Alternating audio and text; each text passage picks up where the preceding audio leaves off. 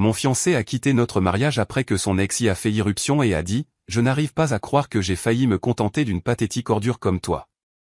J'ai pris ma revanche brutale, maintenant il supplie mon pardon, seulement pour découvrir que je suis déjà avec quelqu'un d'autre. Je m'appelle Lena Moral. J'ai 29 ans et mon fiancé a quitté notre mariage après que son ex-petite amie y ait fait irruption et ait dit à une salle de 150 personnes que je n'étais que l'option sûre. J'aimerais pouvoir vous dire que c'était le pire. Ce n'était pas le cas. Le pire, c'est qu'au fond de moi, une petite partie laide de moi la croyait. De l'extérieur, ma vie ressemblait au genre de choses que les gens publient sur Instagram avec la légende, reconnaissante, et une série d'émojis cœur. Je suis biologiste marine. Un de ces emplois que tout le monde pense glamour et important jusqu'à ce qu'on leur dise ce qu'on gagne réellement. J'ai passé la majeure partie de mes 20 ans à plonger dans les récifs coralliens, à collecter des données et à me disputer avec les comités de subvention sur les raisons pour lesquelles l'océan qui ne meurt pas valait, vous savez, la peine d'être financé.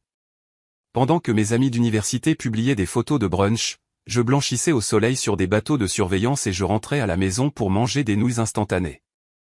Ce que personne ne vous dit, c'est que faire ce que vous aimez ne paie pas comme par magie votre loyer. J'ai donc développé une activité parallèle. Des aquariums. Pas les rectangles bon marché de PaySmart. Je parle d'écosystèmes de récifs vivants de 500 gallons pour les PDG et les frères de la tech qui voulaient de l'art en mouvement dans leur hall d'entrée. J'ai conçu le tout. Filtration, enrochement, éclairage imitant le lever du soleil sur les Fidji. Je facturais entre 15 et 50 000 $ par construction, selon le degré de ridicule qu'ils voulaient. Cet argent m'a permis d'éviter l'enfer des prêts étudiants et à financer mon vrai travail sur les récifs. Il a également financé mon mariage. J'ai rencontré Marco Alvarez il y a 3 ans lors d'une conférence à San Diego. Je présentais une conférence sur la restauration des coraux. Il faisait de l'analyse de données pour une entreprise environnementale et avait l'un de ces sourires faciles qui vous donnaient l'impression de le connaître depuis des années. Nous nous sommes heurtés au bar à café de l'hôtel. Littéralement, il a renversé de l'espresso sur sa chemise. Je me suis excusé comme si j'avais personnellement ruiné sa vie et il a ri. 10 minutes plus tard, nous étions assis sur le canapé du hall, nous disputant sur les aires marines protégées comme si nous avions cette discussion depuis une décennie. Nous étions tous les deux des passionnés de l'océan. Les mêmes podcasts, la même rage juste contre la politique climatique, le même rêve vague d'une maison près de l'eau et de quelques enfants qui grandiraient en connaissant les noms des poissons au lieu des personnages de dessins animés. Nous sommes tombés amoureux rapidement. Trop rapidement peut-être, mais on ne pense jamais à ça sur le moment. Pendant 8 mois, nous avons eu une relation à distance. Moi, terminant un contrat de recherche en Floride, lui, à Seattle. Des appels vidéo tous les soirs, des vols une fois par mois, des petits rituels comme des playlists assorties et l'envoi de photos de la côte près de laquelle nous étions ce jour-là. Le genre de relation que les gens appellent « mature » parce qu'aucun de vous n'a plus 21 ans. Quand j'ai décroché un poste à l'Institut de recherche marine du Pacifique à Seattle, j'ai eu l'impression que l'univers me rendait enfin service. 2 semaines plus tard, Marco a également trouvé un emploi là-bas. Il a emménagé dans mon appartement. Nous avons adopté un chien, Cobb, un bâtard avec de grandes oreilles et des opinions encore plus grandes, et avons commencé à construire ce qui ressemblait étrangement à une vraie vie d'adulte. 2 ans plus tard, Marco m'a demandé en mariage sur une falaise du parc national olympique, le vent fouettant mes cheveux dans mon gloss pendant qu'il s'agenouillait dans la boue avec une bague. « Épouse-moi », a-t-il dit. « Construisons une vie où nous n'aurons plus jamais à être à distance. » J'ai dit oui avant qu'il n'ait fini sa phrase. Nous avons fixé le mariage pour octobre. 8 mois pour planifier. C'est là que les choses ont commencé à changer. Marco s'est lancé à fond dans la planification. Tableau Pinterest, visite de lieux, essayage de robes. Oui, il est venu à la moitié d'entre eux et a pleuré plus fort que moi à celui que j'ai choisi. Notre budget initial était de 20 000 $, ce qui semblait déjà obscène, mais gérable avec mon argent des aquariums. En 2 mois, il était de 45. Je veux juste que ce soit parfait, n'arrêtez pas de dire Marco. On ne fait ça qu'une fois. Ce qu'il voulait dire, c'était, je ne fais ça qu'une fois, et c'est toi qui paies la majeure partie. Au moment où les acomptes ont été versés, j'avais mis environ 35 000 $ provenant de la construction de récifs et de mes économies. Marco en avait mis peut-être 10. Chaque fois que j'essayais de parler de réduire les dépenses, sa mâchoire se crispait. Pourquoi es-tu radine pour notre mariage, Lena ? Ne veux-tu pas que ce soit beau? Beau? Comme si la qualité de notre mariage dépendait du fait que nous ayons des fleurs importées au lieu de fleurs de saison. La dispute a commencé petit. Je me plaignais qu'il ajoute un autre « must-have » de $2000 à la liste des fournisseurs sans demander. Il me répondait sèchement que je me souciais plus du travail que du jour le plus important de notre vie. Il ne comprenait pas que les énormes constructions de récifs sur lesquelles je travaillais des heures supplémentaires payaient littéralement ces centres de table de rêve. Puis le secret a commencé. Marco a commencé à emmener son téléphone dans la salle de bain. Des appels de recherche de décoration tard dans la nuit qui duraient 1 heure. Des écrans minimisés quand j'entrais dans la pièce. Des onglets fermés si vite qu'on aurait dit qu'ils cachaient des secrets d'État au lieu de chemin de table. Quand je demandais, il levait les yeux au ciel. Puis-je te préparer des surprises sans être interrogé, disait-il. Je pensais que tu me faisais confiance. Et je le faisais, ou je me forçais à le faire, parce que nous avions des acomptes versés et que sa mère appelait tous les jours pour parler de petits-enfants et que ma robe était suspendue dans le placard comme une promesse que je n'avais pas le droit de remettre en question. Le dîner de répétition s'est déroulé de manière suspicieusement fluide. Les deux familles, trop de toast, Marco rayonnant comme le marié parfait.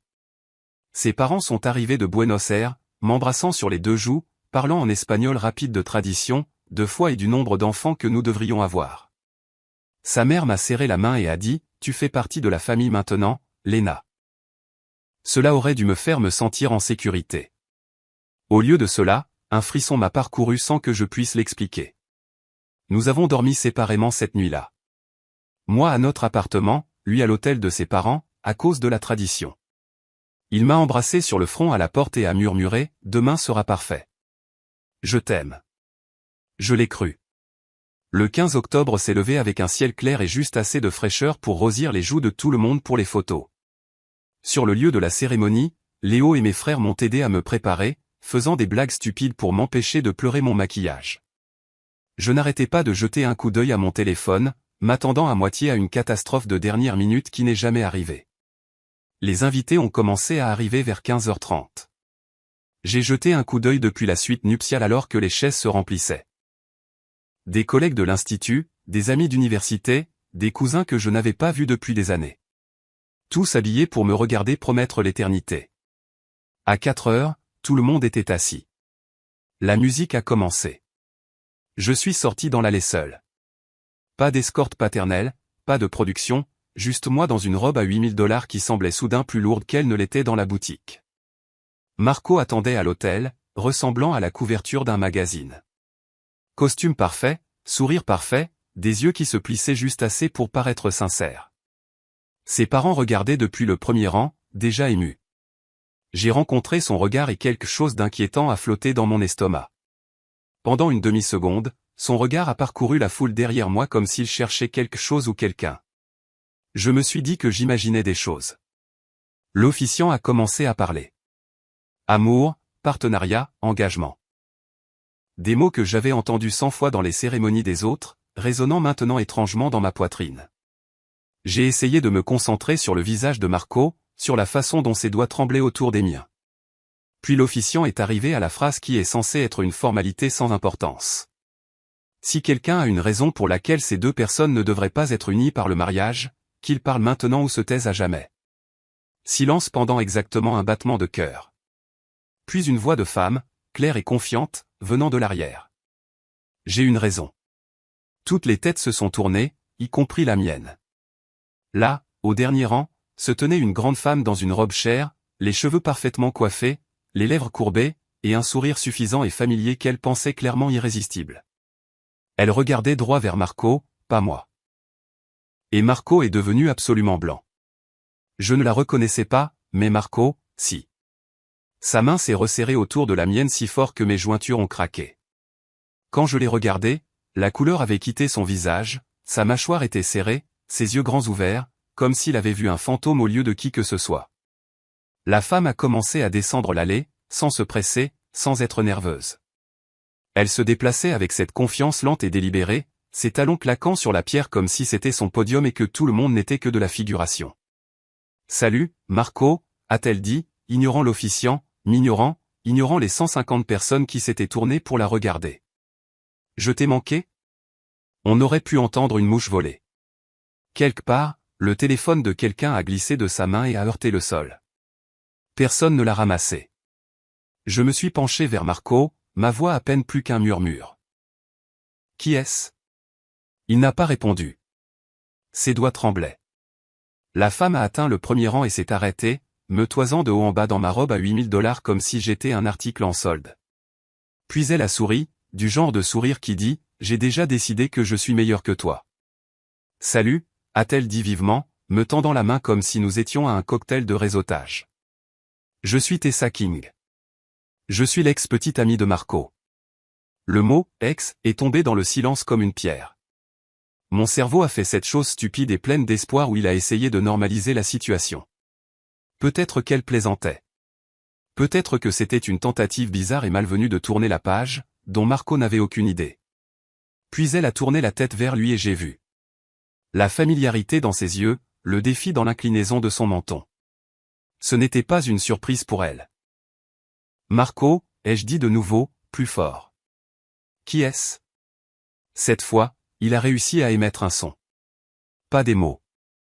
Juste un bruit étranglé coincé quelque part entre sa gorge et sa culpabilité. Tessa a ri doucement. Waouh, tu ne lui as vraiment rien dit, hein? Quelqu'un au troisième rang a marmonné, oh mon Dieu, à voix basse. L'officiant s'est raclé la gorge, se rappelant soudain qu'il existait. Madame, je vais devoir vous demander de. Elle a levé une main sans le regarder. Je serai brève. Je le promets. Puis à toute la foule.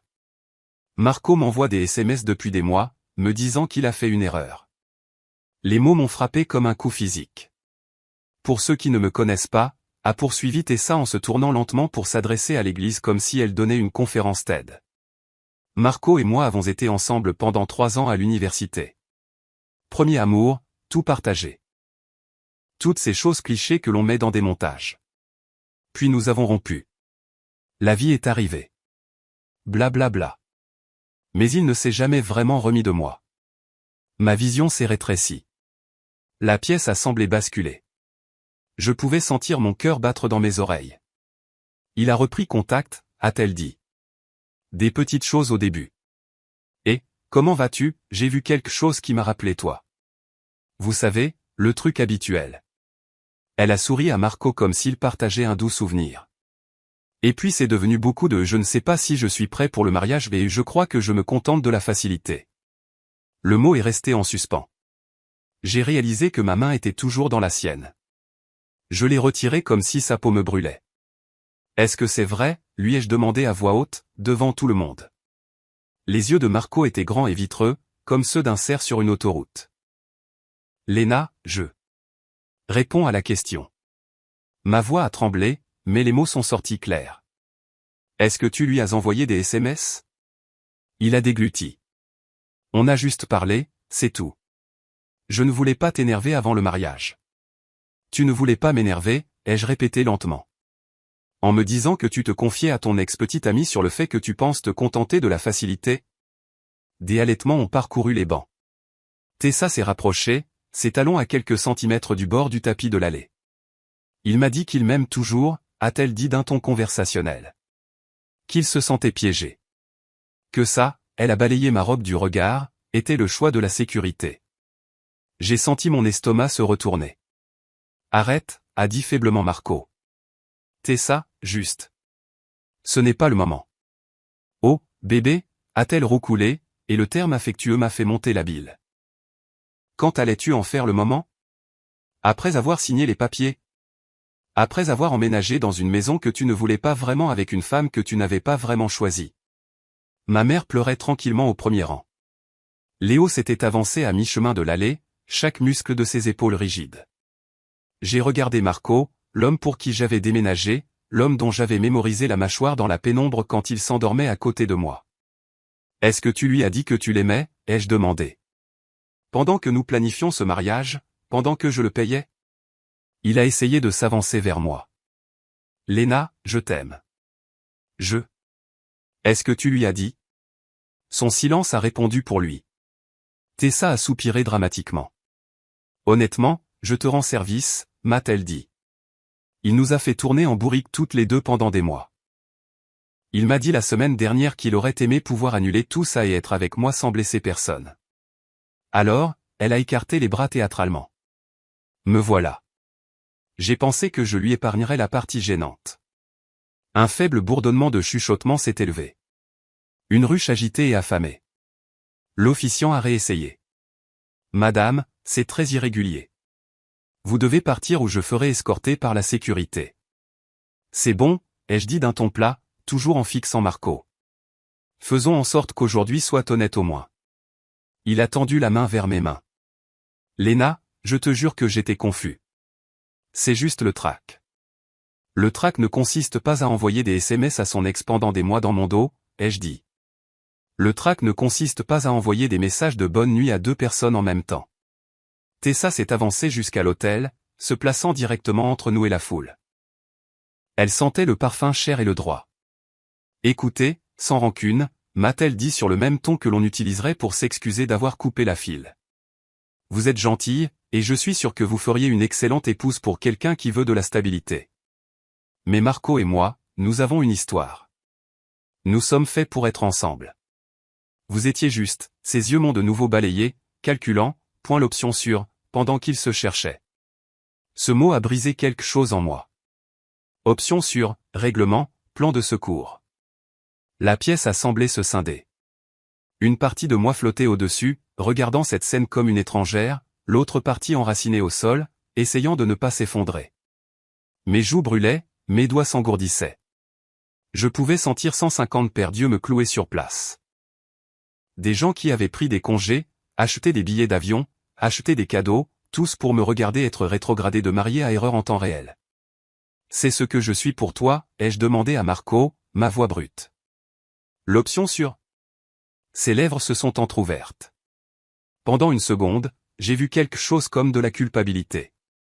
Puis ses épaules se sont affaissées comme s'il avait finalement décidé que ça ne valait plus la peine de faire semblant. Je ne sais pas si je suis prêt à t'épouser, a-t-il dit doucement. Mais le micro a capté chaque mot. Tessa et moi, nous n'avons jamais vraiment tourné la page. Une vague de bruit a parcouru la foule. Quelqu'un a murmuré, c'est une blague, j'espère. Les pleurs de ma mère se sont transformés en un sanglot étouffé. Je l'ai regardé. L'homme qui avait pleuré à l'essayage de ma robe. L'homme qui m'avait écrit de longs emails décousus sur notre avenir. L'homme dont le compte d'épargne ne contenait presque rien alors que le mien avait payé le traiteur, le lieu, l'orchestre et la ridicule sculpture de glace sur laquelle sa mère avait insisté. C'est ça, la page tournée, ai-je dit. Ici et maintenant. Fais un choix. Ses yeux ont passé de moi à Tessa comme si je lui demandais de résoudre un problème de mathématiques qu'il n'avait pas étudié. Tessa lui a pris le bras, ses doigts glissant dans le creux de son coude avec une mémoire musculaire. Marco, a-t-elle murmuré, mais assez fort pour que le micro le capte. Tu as déjà choisi. Il l'a regardé, puis moi, et j'ai su la réponse avant qu'il n'ouvre la bouche. Je suis désolé, a-t-il dit. Je pensais pouvoir aller jusqu'au bout, mais je ne peux pas. J'ai encore des sentiments pour Tessa. On n'a jamais eu notre chance de vraiment voir où ça nous menait. Ma gorge s'est nouée. Alors, c'est tout? Ai-je demandé. Tu annules notre mariage à l'hôtel, devant tout le monde? Je suis vraiment désolé, Léna, a-t-il répété. Et la répétition a rendu les mots bon marché. Tu es incroyable. C'est juste. Sûre, a fourni Tessa en souriant. Elle est sûre. Tu voulais de la passion. L'officiant a baissé son livre, stupéfait. La sécurité s'attardait à l'arrière, ne sachant pas s'il fallait intervenir ou laisser le désastre se terminer. Pendant une longue seconde, personne n'a bougé. Même l'air semblait s'être figé. Puis Tessa s'est déplacée, inclinant son corps comme si elle entrait dans un projecteur qui lui appartenait. Elle a posé sa main sur la poitrine de Marco et, sans même me regarder, elle est passée devant, son épaule heurtant la mienne. Ce n'était pas une forte poussée, mais c'était suffisant. Assez d'irrespect, assez d'humiliation, assez de contact pour faire craquer quelque chose en moi qui était tendu depuis des mois. Je ne me souviens pas avoir décidé de bouger. Une seconde, mes mains étaient vides, la suivante, mon poing a heurté sa mâchoire. Le craquement a résonné dans la salle. Tessa est tombée comme si on avait coupé ses ficelles, les mains volant à son visage. Elle a poussé un cri, plus de surprise que de douleur, et a atterri dans un enchevêtrement de soie et d'ego sur le tapis de l'allée. Pendant une demi-seconde, tout le monde est resté silencieux. Puis la pièce a explosé. Les gens ont crié. Quelqu'un a hurlé. Oh mon Dieu! Encore, plus fort cette fois. Les téléphones qui enregistraient discrètement étaient maintenant pointés sans vergogne droit sur nous. Léna, j'ai entendu ma mère crier. Léo était soudain là, ses bras m'enveloppant par derrière, me tirant en arrière. Arrête. Tu vas bien. Tu vas bien. Tessa gémissait, vérifiant ses doigts à la recherche de sang comme si elle s'attendait à ce que tout son visage ait disparu. Une tache de rouge est apparue au coin de sa bouche. Elle m'a frappé. Elle est folle. Elle aurait pu me casser la mâchoire. Marco est tombé à genoux à côté d'elle, posant sa main sur son épaule. Tess. Bébé, ça va? Bébé. Le mot m'a transpercé comme un couteau. Il ne m'a même pas regardé. La sécurité est finalement intervenue, se dirigeant vers l'hôtel. L'officiant était pâle, serrant son livre comme une bouée de sauvetage. La prise de Léo sur mes bras s'est resserrée. On a fini ici, a-t-il murmuré à mon oreille. Allez, tu ne dois pas à ces gens ta crise de nerfs. J'ai regardé Marco, vraiment regardé, l'homme qui avait laissé son ex faire irruption à notre mariage, l'a laissé m'humilier, puis s'agenouiller à côté d'elle pendant que je me tenais seul dans les ruines d'une vie que j'avais payée. Quelque chose en moi est devenu très, très calme. J'ai redressé mon dos. Ma robe me semblait plus légère.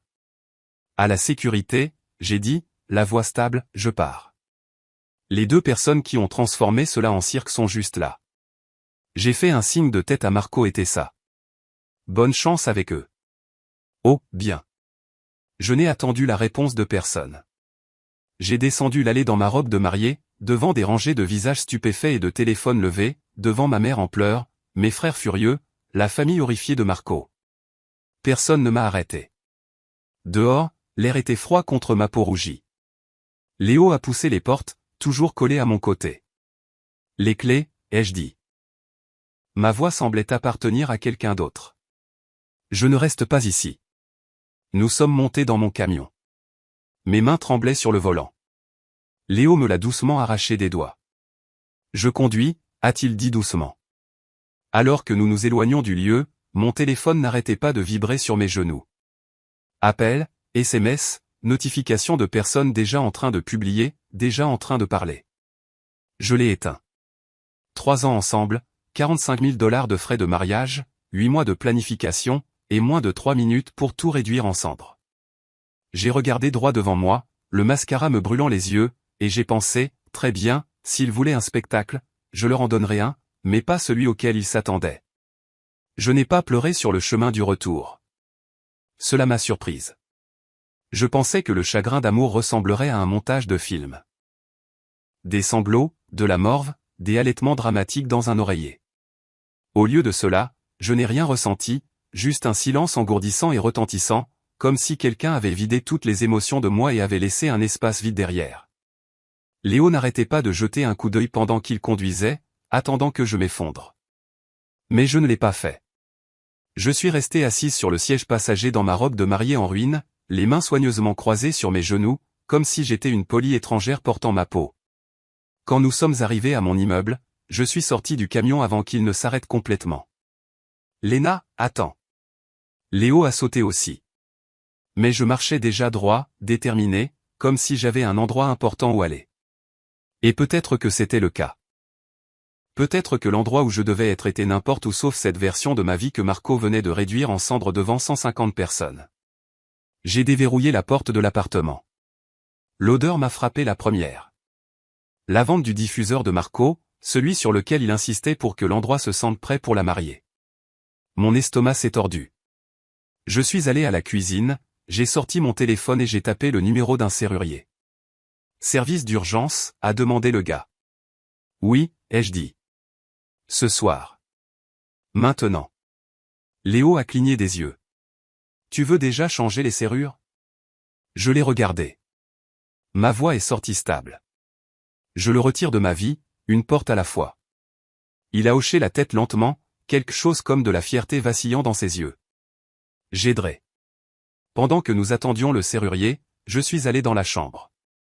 Le côté du placard de Marco m'a frappé comme un train de marchandises. Ses vestes, son eau de colonne persistant sur un sweat à capuche, les stupides baskets de créateurs qu'il prétendait être des investissements.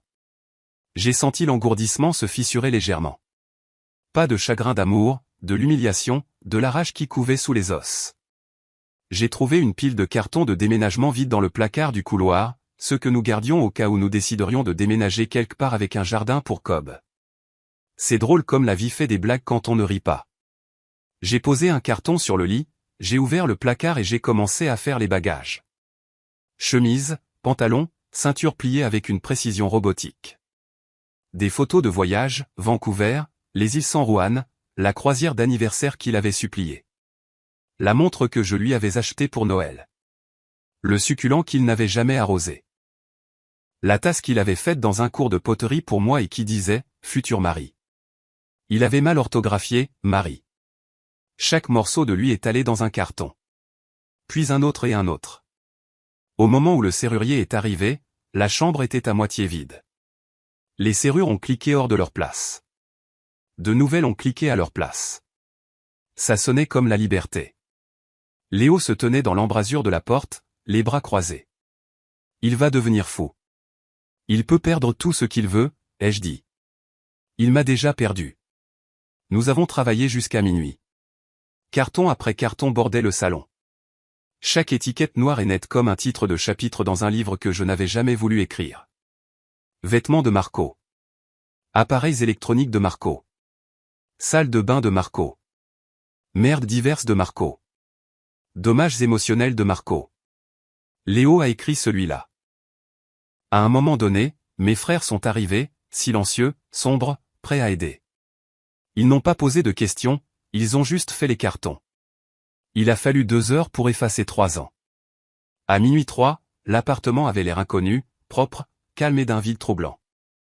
Je me suis tenu au milieu du salon, respirant la nouveauté. Ma robe de mariée était toujours sur moi. Je ne m'étais pas changée, je n'avais pas mangé, je ne m'étais même pas assise. Léo a demandé doucement. « Tu veux de l'aide pour enlever la robe ?»« Non, ai-je dit. Je n'ai pas fini. » J'ai traîné les 23 cartons jusqu'à l'entrée moi-même. Je les ai empilés comme des briques, un mur entre moi et le passé. Cobb est sorti de la chambre à ce moment-là, la queue battant. Il a regardé les cartons, puis m'a regardé, puis m'a poussé la jambe avec son nez. « Ouais », ai-je murmuré en m'agenouillant pour le gratter derrière les oreilles. On recommence à zéro. Il a posé sa tête contre mon épaule. Et pendant une seconde, juste une seconde, l'engourdissement a fondu. Marco a essayé d'appeler vers 2 heures du matin. J'ai appuyé sur « bloquer » si vite que mon téléphone a failli se fissurer. Il a ensuite essayé Léo. Léo a regardé l'écran, a reniflé et a envoyé l'appel directement à la messagerie vocale. Idiot, a-t-il marmonné. Je me suis finalement débarrassé de la robe vers 3 heures du matin, j'ai enlevé le maquillage et le souvenir de la journée, et je me suis effondré sur mon lit.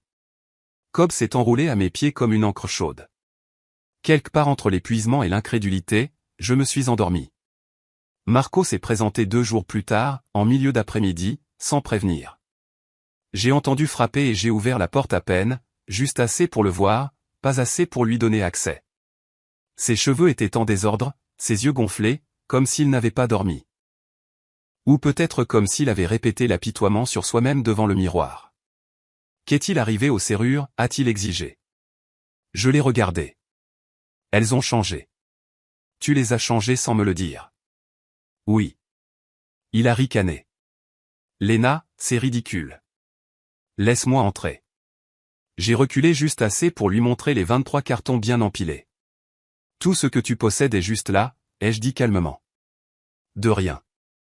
Ses yeux ont parcouru les étiquettes. Vêtements, appareils électroniques, salle de bain, dommages émotionnels. Sa bouche s'est tordue.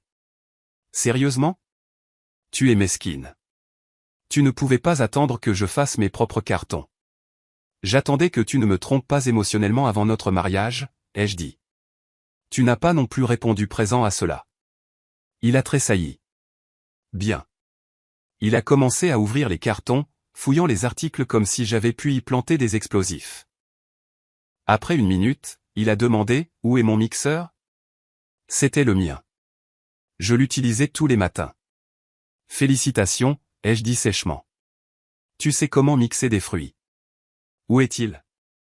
Dans ma cuisine, ai-je dit avec un sourire plat, avec tous les reçus qui prouvent que je l'ai acheté. Il a lancé un regard noir. C'est la version de toi dont j'avais peur, a-t-il dit. Froide, vindicative. Et ça, ai-je répondu calmement, c'est la version de toi que j'aurais dû reconnaître plus tôt. Juste à ce moment-là, Cobb est sorti de la chambre. Il a regardé Marco, puis moi, et m'a choisi sans hésitation. Il s'est assis à mes pieds, s'appuyant contre moi. Je prends Cobb, a annoncé Marco. J'ai ri, court, sans humour. Non, tu ne le prends pas, c'est aussi mon chien. Il est enregistré à mon nom, ai-je dit en croisant les bras. Les frais d'adoption, les factures de vétérinaire, la micropuce, tout est à mon nom. Cobb est à moi. Marco s'est penché et a appelé, Cobb, viens ici, mon garçon. Cobb a cligné lentement des yeux, puis a détourné la tête comme si Marco était invisible. La mâchoire de Marco s'est crispée. Incroyable. Il est manipulé. D'accord. Le chien avait rejoint ma conspiration. Marco s'est soudainement jeté vers la chambre, appelant, Cobb, viens ici. Je n'ai pas suivi. J'ai juste écouté. Cobb a grogné, un grondement d'avertissement profond que je ne lui avais jamais entendu auparavant. Puis un jappement, un cri aigu et surpris. Aïe! Il m'a mordu. Je me suis dirigé vers l'embrasure de la porte juste à temps pour voir Marco serrant sa main de façon dramatique. Un minuscule point de sang perçait à peine la peau. Il est psychopathe. Ton chien est psychopathe. Mon chien s'est défendu, ai-je dit. Ça s'appelle des limites. Tu devrais essayer un jour. J'appelle la fourrière. Vas-y, ai-je dit joyeusement. Dis-leur que tu as essayé de retirer de force un chien enregistré au nom de quelqu'un d'autre, que tu l'as attrapé agressivement et qu'il t'a averti avec une morsure défensive. Puis demande-leur d'emmener mon chien.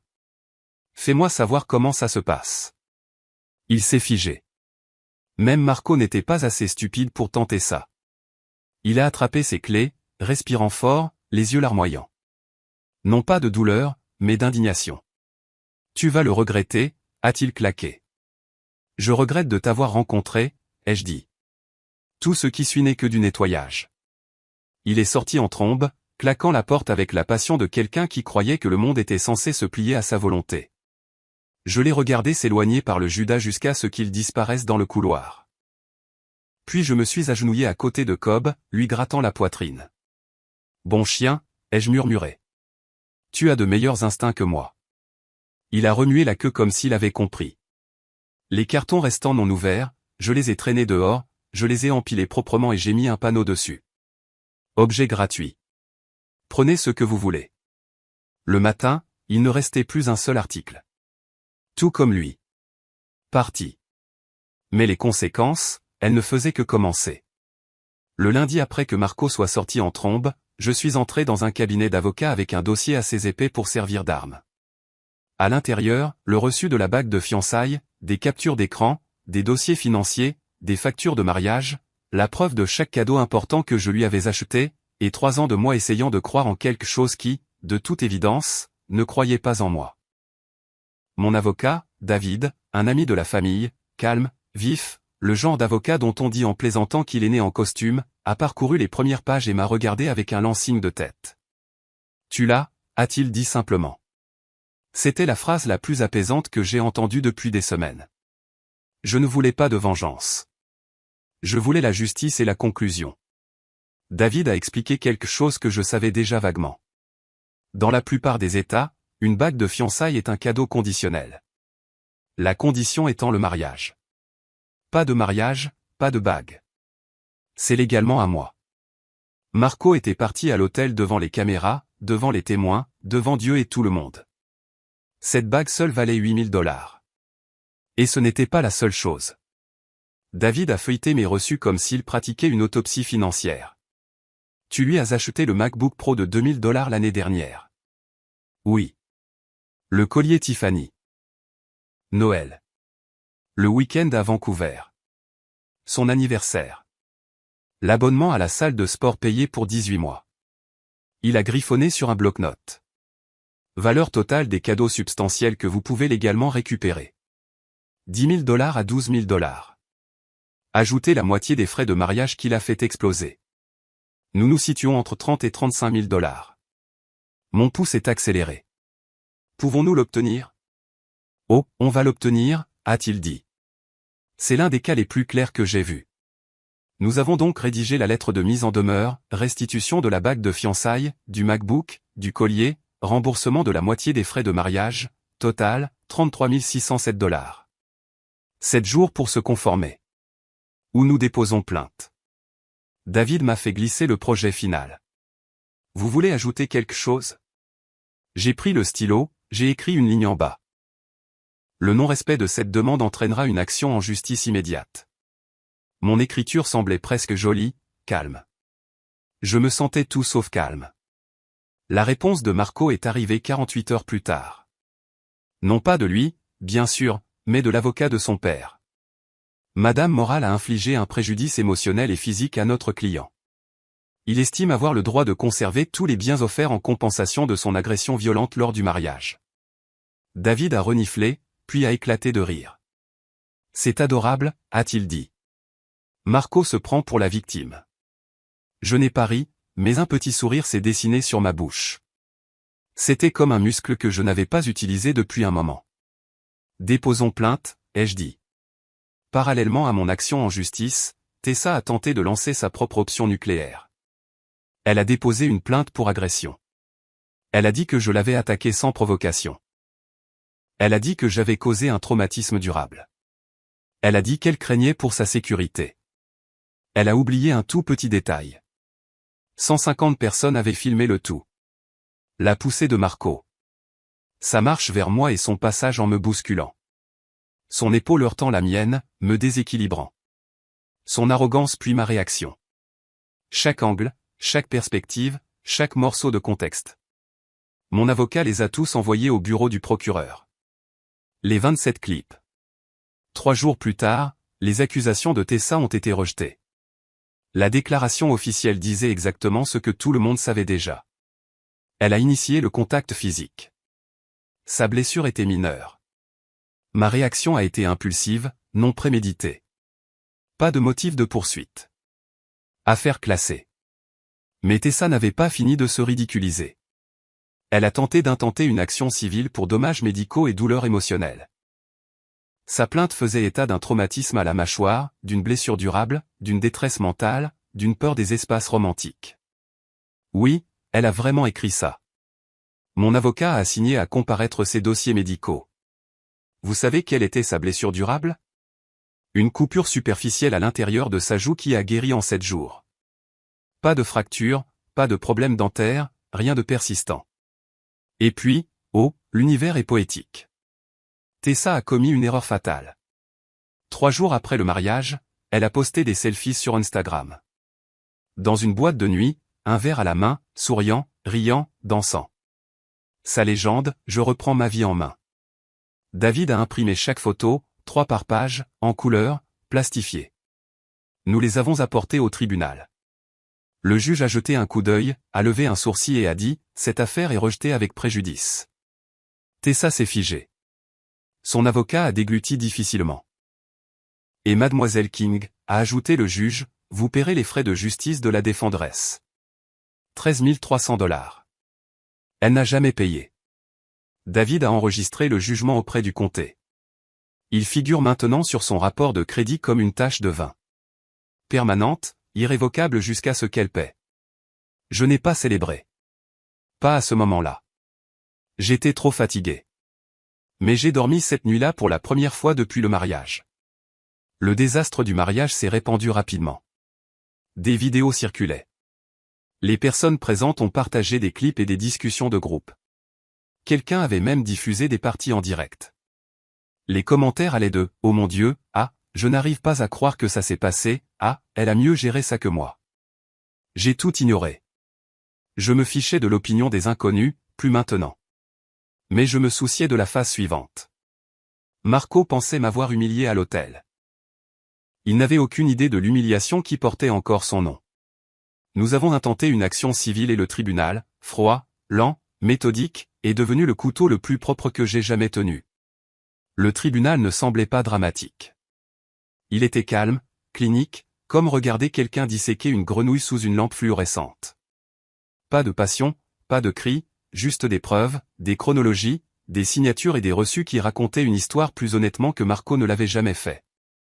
J'étais assise à côté de David à la table du demandeur tandis que Marco était assis de l'autre côté de l'allée avec son avocat, les épaules voûtées, vêtu d'un costume qui ne lui allait clairement plus, littéralement et métaphoriquement. Il avait l'air plus petit, plus mince, fatigué, mais pas repentant. Non, Marco ne faisait pas dans le remords. Il faisait dans l'apitoiement sur soi. Il ne me regardait pas, mais je pouvais le sentir essayer d'incliner son corps pour que le juge puisse le voir comme la partie blessée, la victime, le pauvre homme au cœur brisé abandonné par son ex-fiancée cruelle, froide et vindicative. Dommage que les preuves ne s'intéressaient pas à sa performance. David a commencé par les bases. La bague de fiançailles, les frais de mariage, les gros cadeaux que j'avais achetés, le fait que Marco était parti à l'hôtel, le fait qu'il communiquait avec son ex dans mon dos depuis des mois. L'avocat de Marco a contre-attaqué avec les mêmes absurdités prévisibles. Madame Morale a frappé Madame King. Marco a subi une détresse émotionnelle. La bague était inconditionnelle. Elle le punit. David a attendu patiemment, les mains croisées, l'expression neutre. Puis il s'est levé, a cliqué sur la télécommande et a diffusé les vidéos.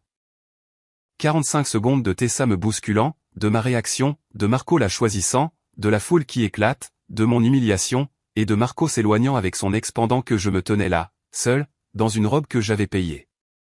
La salle d'audience était silencieuse lorsque l'écran s'est figé sur l'expression vide de Marco alors que Tessa s'accrochait à lui. Le juge s'est tourné vers Marco. Monsieur Alvarez, votre avocat prétend que la détresse émotionnelle a justifié vos actions.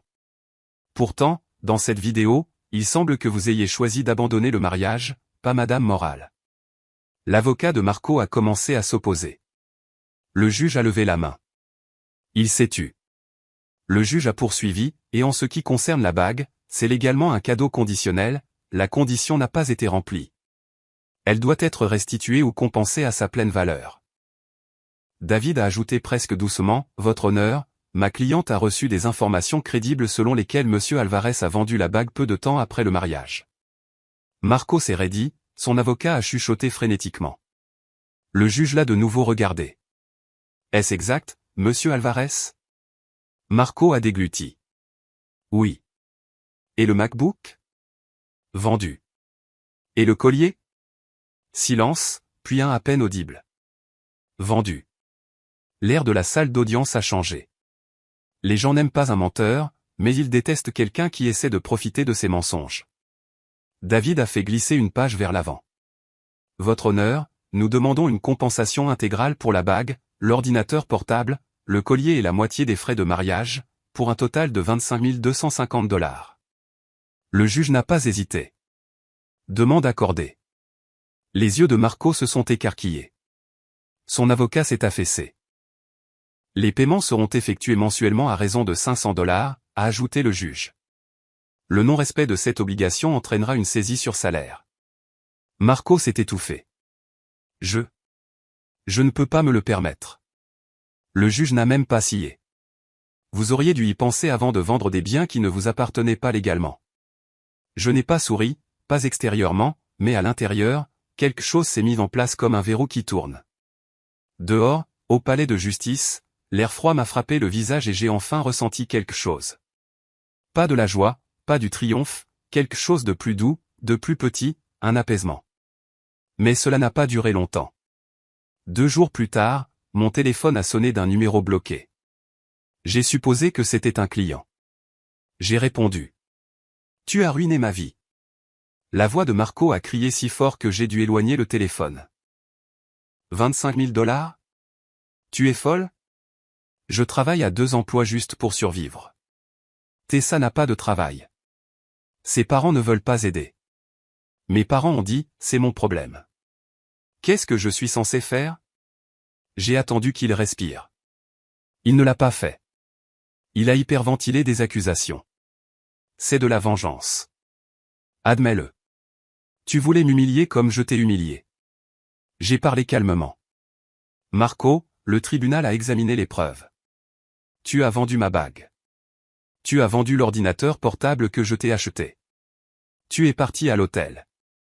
C'était une mauvaise décision. Une seule, ai-je répété.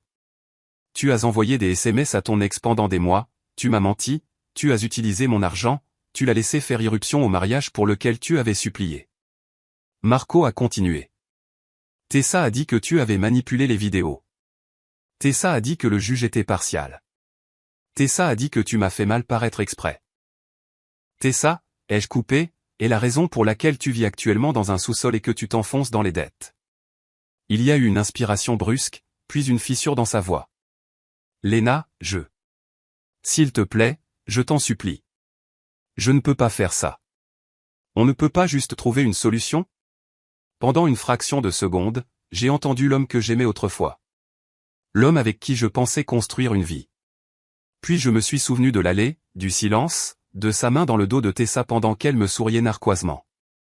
Chaque moment, il m'a laissé m'effondrer seul. Non, ai-je dit doucement. Paie ce que tu dois. Fais une thérapie. Laisse-moi tranquille. Le ton de Marco a changé comme un interrupteur.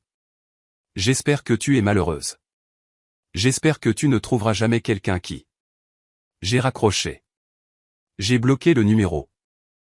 10 minutes plus tard, il a essayé d'appeler depuis le téléphone de Tessa. J'ai laissé sonner. Un message vocal est apparu. 3 minutes d'elle sanglotant, criant, suppliant, divagant sur l'amour et le destin et sur la façon dont je détruisais leur avenir. Je l'ai supprimé. Dans la cuisine, j'ai donné à manger à Cobb. Sa queue battait contre le meuble comme un métronome. Mais au cours des semaines suivantes, les nouvelles sont parvenues de contacts mutuels. Marco et Tessa s'effondraient rapidement.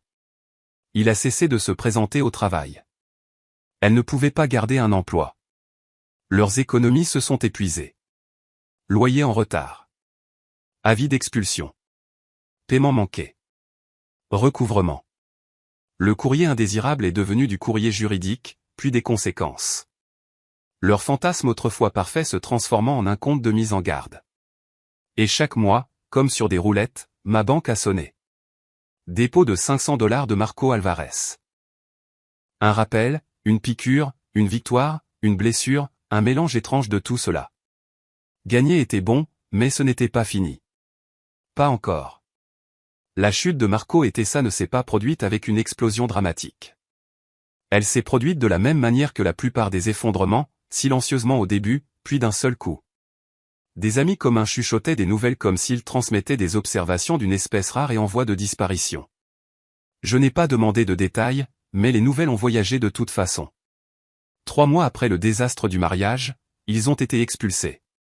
Marco avait quitté son emploi pour se concentrer sur sa santé mentale, ce qui signifiait apparemment dormir jusqu'à midi et se plaindre que le monde était injuste. Tessa passait d'un emploi à l'autre, Target, puis un bar à smoothie, puis elle a quitté un emploi de serveuse chez Applebee's après qu'un client l'ait mal regardé. L'appartement dans lequel ils ont emménagé, celui financé par la bague et l'ordinateur portable qu'il avait vendu, ils y sont restés 4 mois avant que le loyer ne les engloutisse. Leur expulsion illégale s'est collée à leurs 2 noms comme une lettre écarlate. Chaque nouveau propriétaire l'a vu. Chaque candidature a été refusée. Chaque fois qu'ils essayaient d'expliquer, l'histoire devenait plus embarrassante. Même les beaux complexes ne voulaient pas d'un couple avec des drames publics récents. Marcus a essayé de dire à un gérant que tout était un malentendu. Tessa a dit à un autre que je les avais sabotés. Aucune excuse n'a aidé. On ne peut pas fuir ses propres choix, a dit Léo quand il m'a appris la nouvelle. Il n'avait pas tort. Finalement, les parents de Tessa ont refusé de se porter co-signataires. Les parents de Marco les ont accueillis à contre-cœur, dans le sous-sol. Pas un sous-sol meublé mignon, pas une suite pour les beaux-parents, un sous-sol en ciment humide et froid avec un futon et un chauffage d'appoint plus vieux que nous 3 réunis. La mère de Marco a commencé à leur facturer $800 par mois, pour qu'ils apprennent la responsabilité. Marco a insisté pour que Tessa paie parce qu'il était trop stressé. Tessa travaillait à 2 emplois. Marco en avait 0. Mes dépôts mensuels de $500 payaient essentiellement la moitié du loyer de ses parents pendant qu'il restait assis à jouer à des jeux vidéo dans un sous-sol comme un raton laveur plein de regrets. Poétique, vraiment. Leur relation s'est détériorée comme un fruit au soleil. Des disputes à n'en plus finir, des rejets de fautes, des publications trash sur Internet, Tessa se plaignant en ligne des femmes toxiques qui ruinent les bons hommes, Marco se plaignant des femmes qui ne peuvent pas apprécier le véritable amour. Ils se bloquaient mutuellement par intermittence, se remettaient ensemble, se disputaient à nouveau, et ainsi de suite. Pendant ce temps, ma vie était calme et devenait quelque chose de proche du bien. Je me suis plongé dans le travail, des projets de restauration de récifs le jour, des conceptions d'aquarium la nuit, de longues heures épuisantes qui occupaient mes mains et empêchaient mon esprit de dériver vers l'autel. Cobb m'a gardé ancré. Il avait un sixième sens, s'asseyant à côté de moi quand je ne pouvais pas dormir, me poussant la main pendant les moments où je ne réalisais pas que j'étais immobile. Mon appartement semblait plus propre, plus lumineux, plus respirable. Mais si je suis honnête, chaque fois que je recevais ce dépôt mensuel de Marco, je sentais une petite piqûre, un rappel. Un fantôme me tapotant sur l'épaule en disant « Souviens-toi de ce qu'il a fait ». La justice n'était pas la conclusion. Du moins, pas encore. Environ 6 mois après le désastre du mariage, j'ai eu une rencontre fortuite qui a changé le prochain chapitre de ma vie. J'étais dans un café du centre-ville, ordinateur portable ouvert, examinant des données sur les coraux. L'endroit sentait la cannelle et l'espresso brûlé. Cobb était avec moi, couché sous la table comme une flaque de fourrure. Quelqu'un a dit « Lena ». J'ai levé les yeux. C'était Aaron Brox, l'un des témoins de Marco, l'une des anciennes connaissances de Tessa, un gars qui m'avait envoyé un long SMS d'excuses après le mariage, même s'il n'était pas en faute. Il avait l'air presque hésitant, comme s'il s'attendait à ce que je lui dise de partir, mais au lieu de cela, j'ai dit « Et ». Il a souri, soulagé. Je ne m'attendais pas à te croiser. Je viens d'arriver de Portland pour une conférence.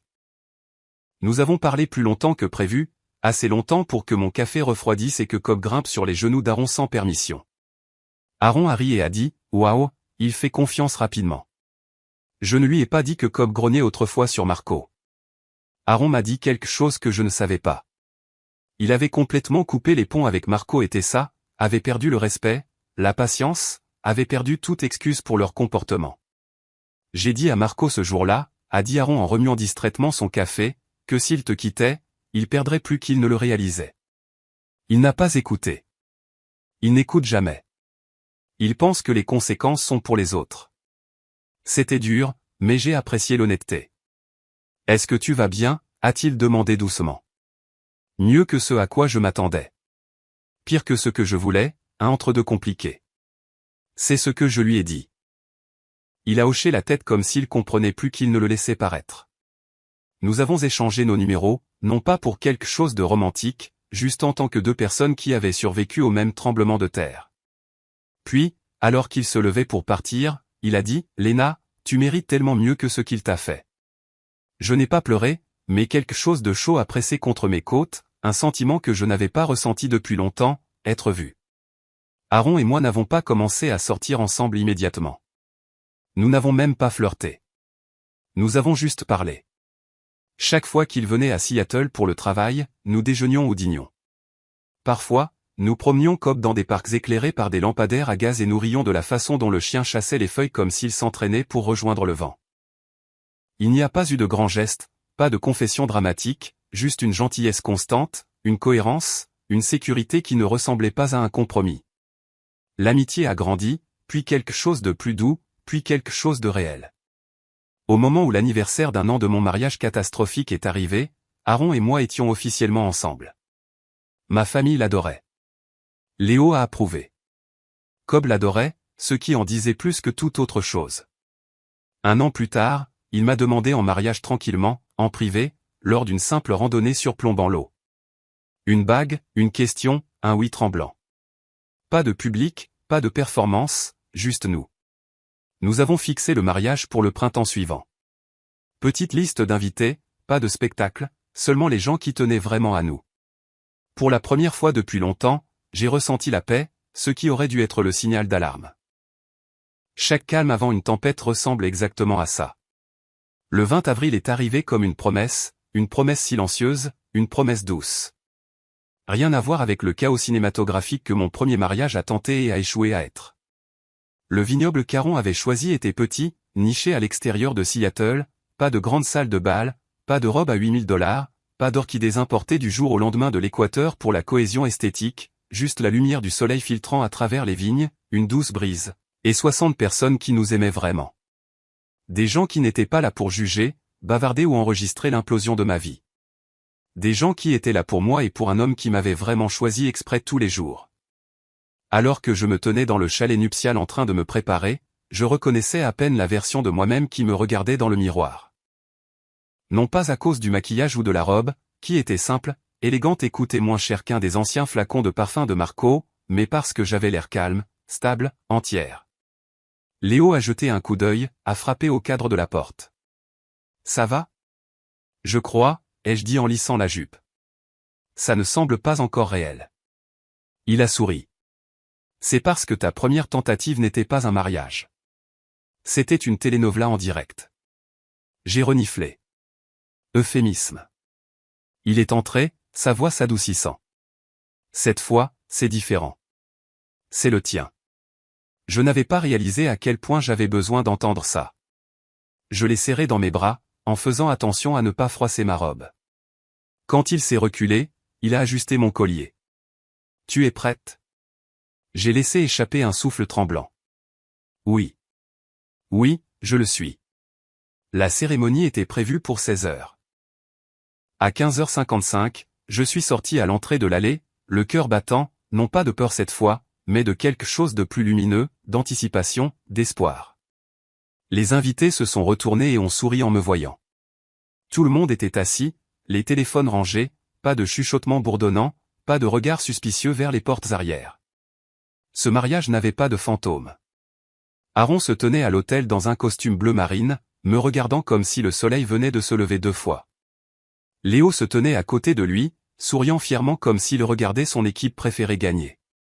J'ai avancé, chaque pas m'ancrant plus profondément dans un avenir que je voulais vraiment. Quand j'ai atteint Aaron, il m'a pris les mains, chaudes, stables, réelles. L'officiant a commencé à parler, des mots sur le partenariat, la confiance, la patience. J'ai vraiment écouté cette fois, buvant chaque phrase comme si elle comptait, parce que c'était le cas. Nous avons échangé nos vœux. Les siens étaient sincères, simples et honnêtes. Les miens l'ont fait pleurer à mi-parcours. C'était comme une rédemption, comme récupérer quelque chose de volé, comme si l'univers me murmurait, « Tu vois, ce n'était pas pour rien. » Et puis la fameuse phrase est revenue. Si quelqu'un a une raison pour laquelle ces 2 personnes ne devraient pas se marier, qu'il parle maintenant ou se taise à jamais. La dernière fois, cette phrase avait fait exploser ma vie. Cette fois, le vignoble était silencieux, paisible, sûr. Pendant 2 secondes. 3, 4. Je me suis permis de respirer. Je me suis permis de croire que rien ne pouvait gâcher ce moment. Et puis, arrêter le mariage. Toutes les têtes se sont tournées vers la grille du vignoble. Mon estomac s'est noué si fort que j'ai senti le sol basculer. Là, à l'entrée, se tenait Marco en costume complet, la cravate de travers, les cheveux en bataille, les yeux injectés de sang et grands ouverts. Il avait l'air d'avoir couru tout droit à travers l'enfer pour arriver ici. Quelqu'un a halté. Quelqu'un d'autre a murmuré, « C'est pas possible. » Marco a avancé en trébuchant, se prenant les pieds dans une lanterne décorative. Il ne s'est même pas arrêté pour retrouver sa dignité.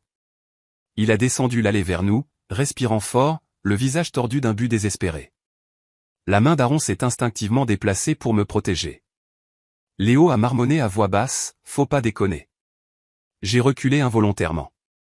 Mon pouls rugissait dans mes oreilles. Pas de peur, pas de chagrin d'amour, juste de l'incrédulité. Marco a atteint le devant, haletant. « Léna, s'il te plaît, ne fais pas ça. Ne l'épouse pas. » Ma poitrine s'est entièrement contractée. Je l'ai regardé, reconnaissant à peine l'homme qui avait autrefois partagé ma maison. Il avait l'air déséquilibré, perdu, effiloché sur tous les bords. « Marco, » ai-je dit lentement. « Tu dois partir. » Il a secoué la tête violemment. « Non, non, je ne pars pas sans toi. C'est moi qui suis censé être là. C'est moi que tu es censé épouser. » Les invités ont murmuré. Ma mère s'est agrippée au bras de mon beau-père. L'officiant avait l'air de vouloir prendre sa retraite sur le champ. Aaron est resté calme. Trop calme. Il a levé le menton. Marco, vous êtes en infraction. Ce n'est pas votre place. Marco l'a ignoré, ses yeux affolés fixés sur les miens. Tu m'aimes toujours, a-t-il insisté. Je le sais. Tu dois le faire. On a eu des années ensemble. Tu ne peux pas juste effacer ça. J'ai senti la vieille blessure remuer, l'humiliation, la trahison, la façon dont il avait choisi Tessa pendant que je me tenais là, le cœur fendu. Mais cette blessure n'était pas de l'amour. Plus maintenant. Marco, ai-je dit, la voix stable, malgré tout ce qui tremblait en moi. Tout ce que nous avions est terminé. Son visage s'est crispé, tordu, s'est brisé en deux par le déni. Non, tu es confuse. Elle. Il peu importe. Il a fait des gestes sauvages vers Aaron. Il t'a manipulé. Tu fais une erreur. Aaron s'est avancé, prudent mais ferme. Et, arrête. Tu dois partir avant que la sécurité ne t'expulse. La rage de Marco s'est aiguisée. Tu me l'as volé. Aaron n'a pas bronché. Je n'ai rien volé. C'est toi qui l'as laissé partir. Marco a laissé échapper un son brut quelque part entre un sanglot et un grognement. Il s'est jeté, non pas sur moi, mais vers Aaron comme s'il avait l'intention de l'attraper, de le pousser, quelque chose. Léo et deux invités ont bougé en même temps, mais Marco a glissé le premier, sa chaussure heurtant une parcelle d'herbe tendre près de la table à gâteau. Tout s'est passé au ralenti. Marco a trébuché, a cherché l'équilibre, a accroché le bord de la nappe du dessert, et tout le gâteau à 3 étages a basculé. Non, a murmuré quelqu'un. Trop tard. Le gâteau s'est renversé directement sur Marco. Tout le premier étage a heurté son épaule. Le deuxième lui a frappé la joue. Le bas s'est écrasé contre sa poitrine. Du glaçage partout. Sur son costume, dans ses cheveux, sur son visage. Il a chancelé, aveuglé, glissant sur le glaçage. Il s'est agité, a reculé, a trébuché et s'est écrasé directement dans la tour de cidre pétillant. 60 verres sont tombés comme des dominos, se brisant, projetant du cidre sur la moitié des invités. Marco a atterri sur le dos, gémissant, couvert de gâteaux, de verres et d'humiliation. La foule s'est tue. Puis un petit enfant a de nouveau chuchoté fort, et le vignoble a éclaté de rire, incontrôlé, non filtré, chaotique. Aaron a expiré lentement, puis m'a regardé et a levé un sourcil. Ça va? J'ai hoché la tête, un rire tremblant, presque incrédule s'échappant de ma poitrine. Puis la sécurité est intervenue, a soulevé Marco, toujours dégoulinant de cidre, du sol, et l'a escorté vers l'entrée alors qu'il marmonnait, « Léna, attends. Léna, ne l'épouse pas Léna. » Le son s'est estompé alors qu'il l'entraînait dehors. Aaron a doucement serré mes mains tremblantes. Devrions-nous, a-t-il demandé en faisant un geste vers l'officiant. J'ai laissé échapper un souffle que j'avais l'impression de retenir depuis 2 ans. Oui, ai-je murmuré. S'il vous plaît, avant que d'autres ex ne décident de passer une audition pour Broadway. Un rire a de nouveau parcouru les invités. L'officiant s'est raclé la gorge, toujours pâle. Bien, comme je le disais, et juste comme ça, la cérémonie a continué. Nos vœux ont été prononcés, nos alliances échangées, et quand Aaron m'a embrassé, le vignoble a éclaté en applaudissements, plus fort et plus joyeux que tout ce que j'avais jamais entendu. Mon deuxième mariage s'est terminé par la joie, pas l'humiliation, pas la destruction, pas la trahison, juste l'amour choisi, stable, le mien. La réception s'est déplacée à l'intérieur pendant que le personnel du vignoble nettoyait les restes de la démolition de cidre de Marco. Les invités bourdonnaient d'une énergie joyeuse et choquée que l'on ne ressent qu'après avoir assisté à un chaos absolu suivi d'un sauvetage parfait. Les gens riaient, pas de moi, pas cette fois. Ils riaient de lui, de l'absurdité de tout cela, du karma cinématographique qui s'était déroulé comme si l'univers avait un timing comique impeccable. Léo a levé un verre à notre table. À Léna et Aaron, a-t-il dit en souriant. Que votre mariage soit rempli d'amour, de paix et de nettement moins d'ex-fiancés dérangés portant des costumes en solde. La salle a rugi. Aaron m'a passé un bras autour de la taille et m'a embrassé le front alors que je riais dans son épaule. Un vrai rire, pas un rire cassant, pas un rire forcé, le genre qui ressemblait à une libération. Le genre qui avait le goût de la liberté. À la tombée de la nuit, des guirlandes lumineuses se sont allumées à travers le vignoble comme des lucioles. Le DJ a joué de douces chansons d'amour indie, le genre qu'Aaron mettait toujours pour nos trajets le long de la côte. Cobb, oui, il était là parce que ce mariage autorisait les chiens, et évidemment, errait entre les invités, portant fièrement un minuscule nœud papillon bleu marine assorti au costume d'Aaron. Partout où je me tournais, quelqu'un nous souriait. Pas de pitié, pas de choc, juste de la chaleur. C'était tout ce que le premier mariage n'était pas intime, authentique, sûr. Vers la fin de la soirée, alors que je sortais prendre l'air, j'ai aperçu les ambulanciers chargeant Marco à l'arrière d'une ambulance. Il était assis, droit, désorienté, couvert de gâteaux et de cidre pétillant, marmonnant quelque chose sur le destin. Un ambulancier a demandé doucement, « Monsieur, savez-vous quel jour on est ?» Marco a cligné des yeux. Mon mariage, puis a pointé vaguement vers le vignoble. Elle l'a volé. Le secouriste a échangé un regard avec son partenaire qui criait, « On n'est pas assez payé pour ça. » Puis il a fermé les portes. Les sirènes se sont estompées au loin. Aaron est venu derrière moi. Et, a-t-il dit doucement, glissant sa main dans la mienne. Tu veux rentrer à l'intérieur. J'ai regardé les feux arrière disparaître sur la route sinueuse. Une étrange mélancolie m'a envahi. Pas de la tristesse pour Marco, pas de la pitié, plutôt l'équivalent émotionnel de fermer un livre que j'aurais dû arrêter de lire des années auparavant. Je vais bien, ai-je dit, et je le pensais. Nous sommes retournés dans la lueur des guirlandes lumineuses et de la musique, dans les rires, dans la vie que nous choisissions ensemble. Le reste de la soirée s'est déroulé comme dans un doux rêve. Danse, toast, gâteau, non contaminés cette fois, des amis nous serrant dans leurs bras, la famille pleurant des larmes de joie. Rien de dramatique, rien de désordonné, juste de la joie. De la vraie joie. À un moment donné, Aaron m'a prise à part au bord de la piste de danse. Il a pris mon visage en coupe, ses pouces caressant mes joues, ses yeux chauds dans la lumière dorée. Tu sais, a-t-il murmuré, je n'ai jamais pensé que je me marierais. Pas après tout ce que j'ai vu mal tourner. Mais j'ai su après notre premier dîner que si je le faisais un jour, ce serait avec toi. Ma gorge s'est nouée. Aaron, tu mérites un amour qui se manifeste, a-t-il dit. Pas un que tu dois pourchasser. Je me suis penché contre lui, le cœur gonflé de la manière douce et écrasante qui vient quand on est vu entièrement, profondément, sans condition. Le DJ nous a appelés pour la dernière danse. Nous nous sommes avancés au centre de la pièce. La musique tourbillonnait autour de nous. J'ai posé ma tête contre sa poitrine, me laissant sentir le battement régulier de son cœur sous le tissu de son costume, et pour la première fois en 2 ans, j'ai ressenti quelque chose de proche de la paix. Pas le genre fragile auquel je m'étais accroché avec Marco.